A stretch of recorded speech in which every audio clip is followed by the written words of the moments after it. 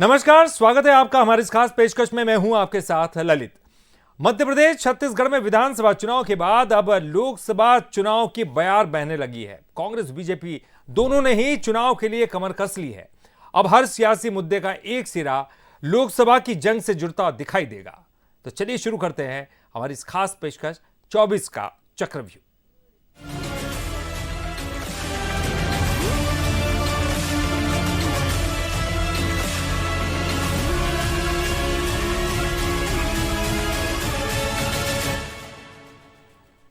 मध्य प्रदेश की मोहन सरकार राजनीति के साथ धर्मनीति भी अपनाते नजर आ रही है। चित्रकूट में राम वन गमन पथ न्यास की बैठक हुई, जिसमें अयोध्या की तरह चित्रकूट का विकास होने की बात निकलकर सामने आई है। तो क्या 15 सालों से फाइलों में अटका राम वन गमन पथ मोहन राज में पूरा होगा?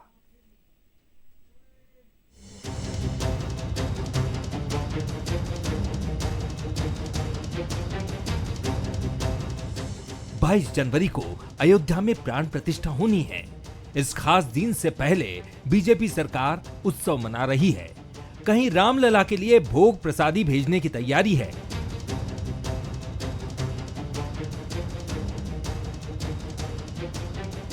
कहीं स्वच्छता पखवाड़ा मनाया जा रहा है। तो मोहन सरकार ने इस उत्सव की अलग तैयारी की। चित्रकूट में राम वन पथ गमन न्यास की पहली बैठक मुख्यमंत्री डॉक्टर मोहन यादव की अध्यक्षता में हुई।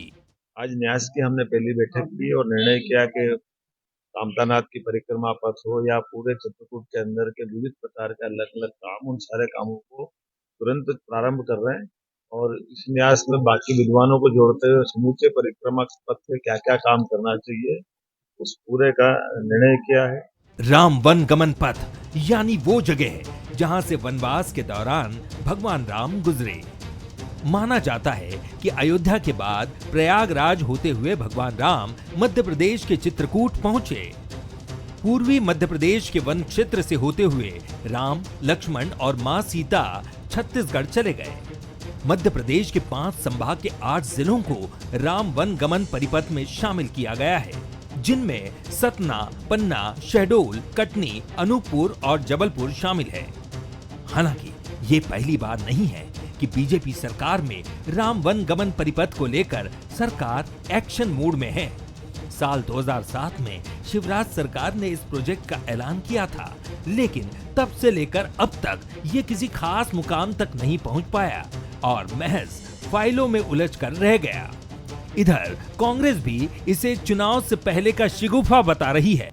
माननीय कमलनाथ जी की सरकार ने कैबिनेट के माध्यम से इसके निर्माण की निर्णय लिया था, उस पर काम भी चालू हो चुका था।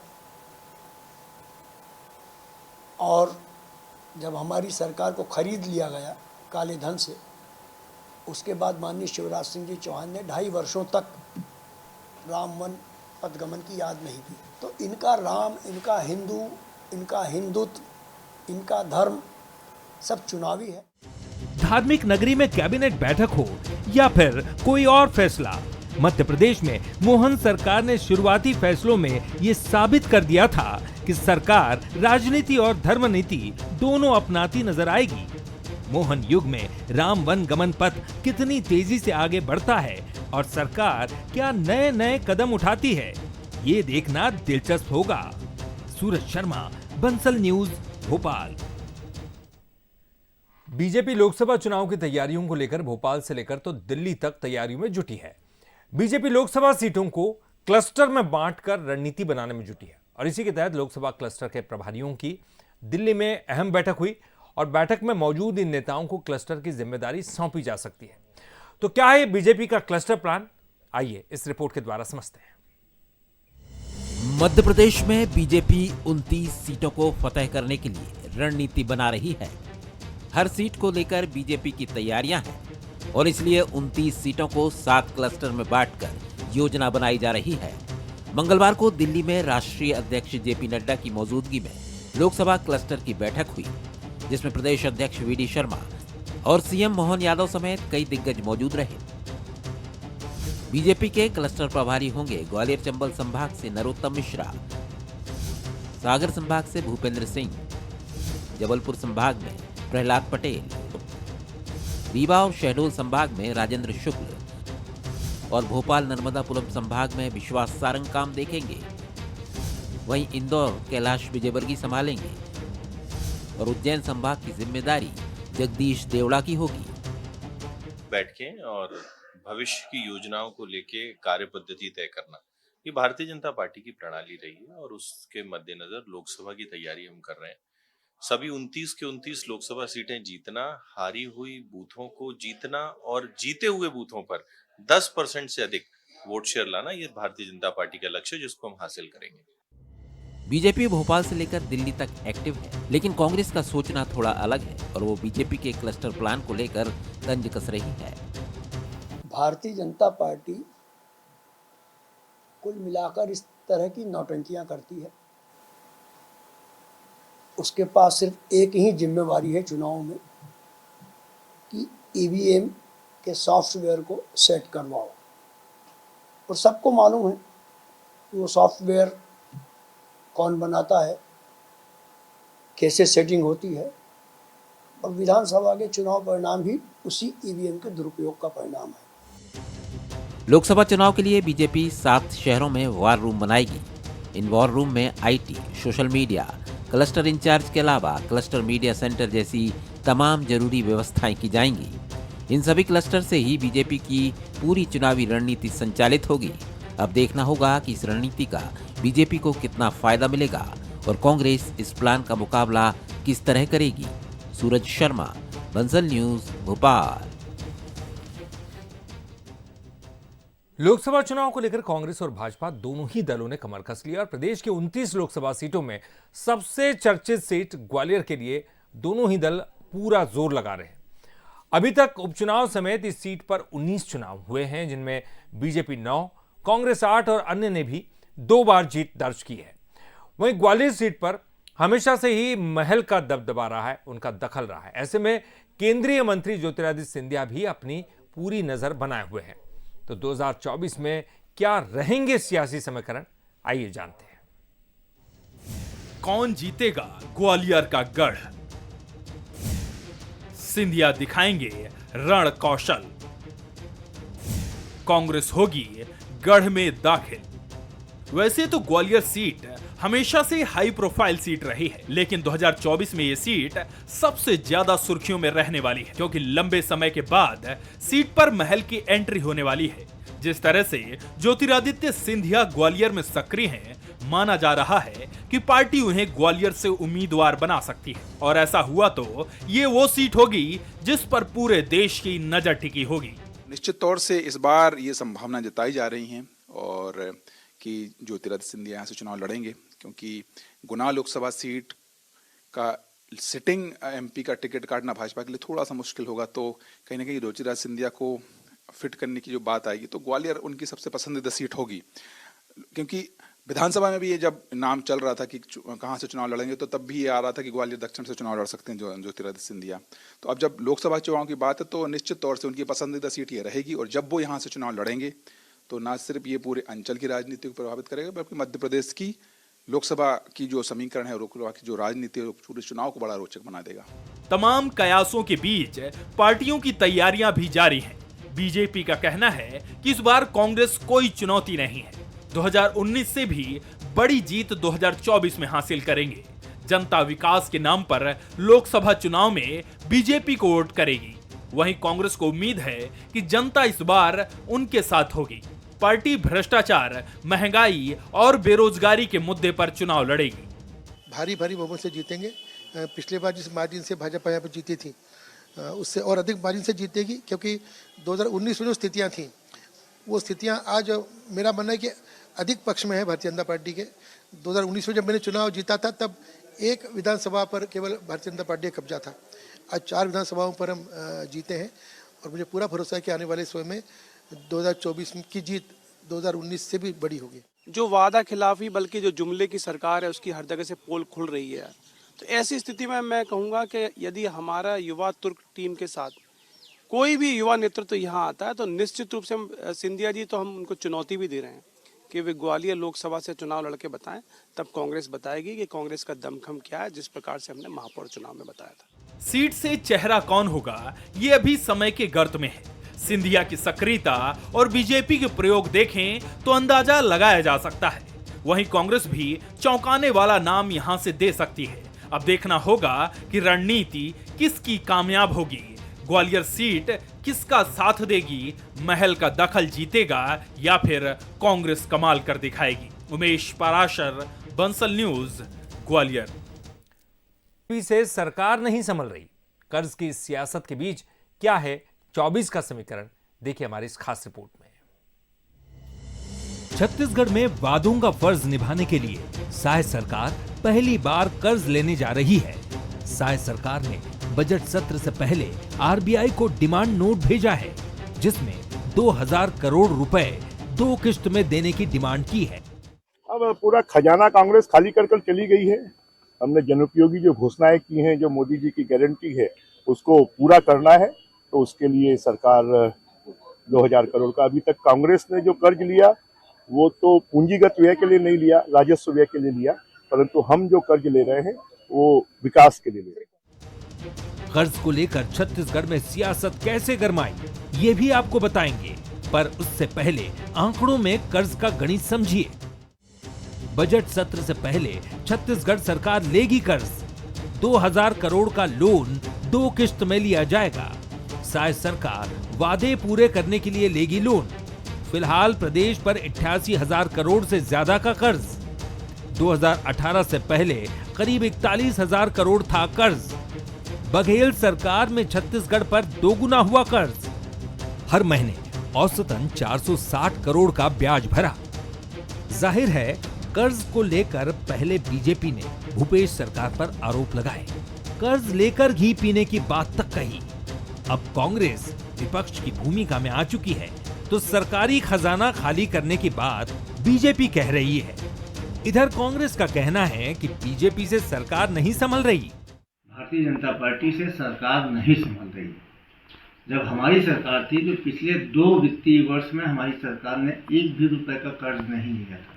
दूसरी बात है, मात्र 2000 करोड़ का कर्ज लेने जा रहे हैं, जबकि यदि वास्तव में इन्हें अपने वादों को पूरा करना है तो 12,000 करोड़ रुपए तो अतिरिक्त भुगतान के लिए धान खरीदी में चाहिए। 3100 रुपये प्रति क्विंटल के हिसाब से जो इन्होंने वादा किया है एक मुश्त भुगतान का, उसके बारे में कोई इनके पास में कोई इनका अभी तक कुछ भी कार्य योजना नहीं बनाया। कर्ज को लेकर चल रही सियासत के बीच गौर करने वाली बात यह है कि 2024 चुनाव से पहले सरकार को 2023 चुनाव में किए गए वादे पूरे करने की दिशा में बढ़ना होगा।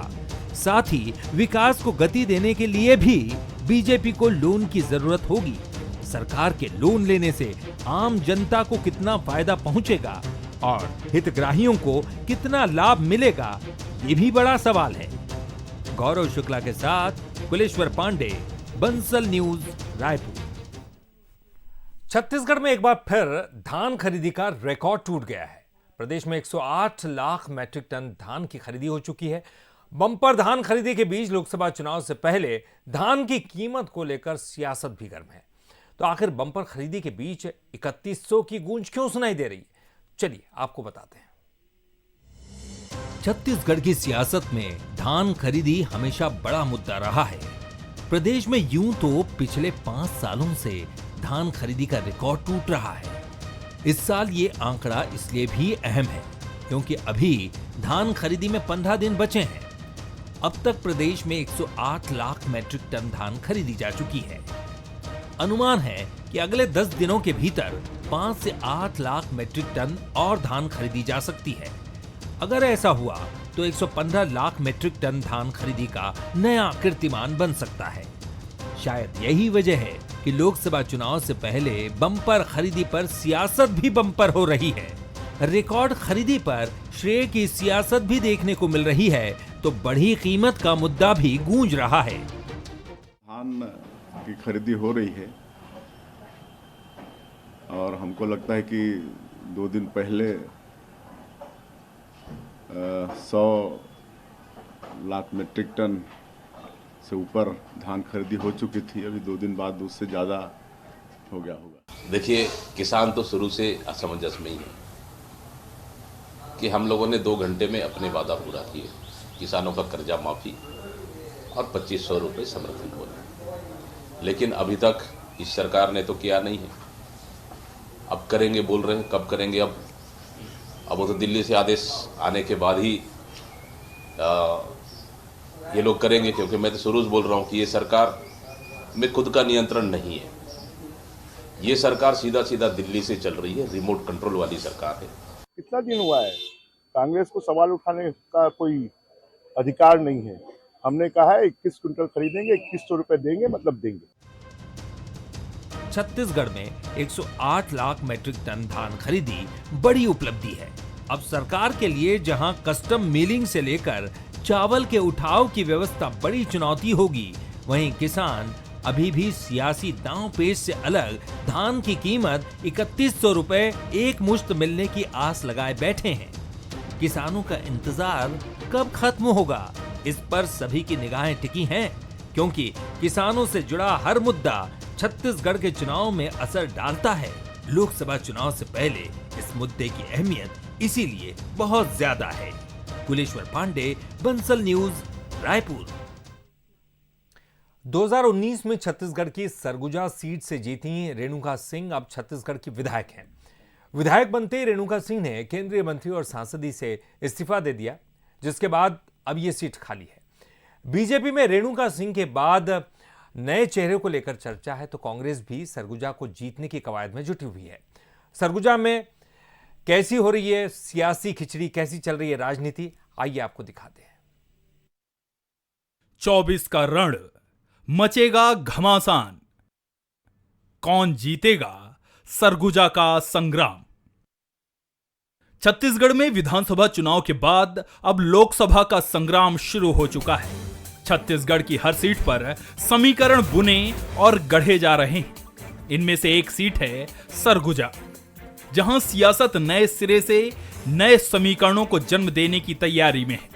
एसटी आरक्षित यह सीट फिलहाल खाली है, क्योंकि 2019 में जीती बीजेपी की रेणुका सिंह अभी विधायक बन चुकी हैं।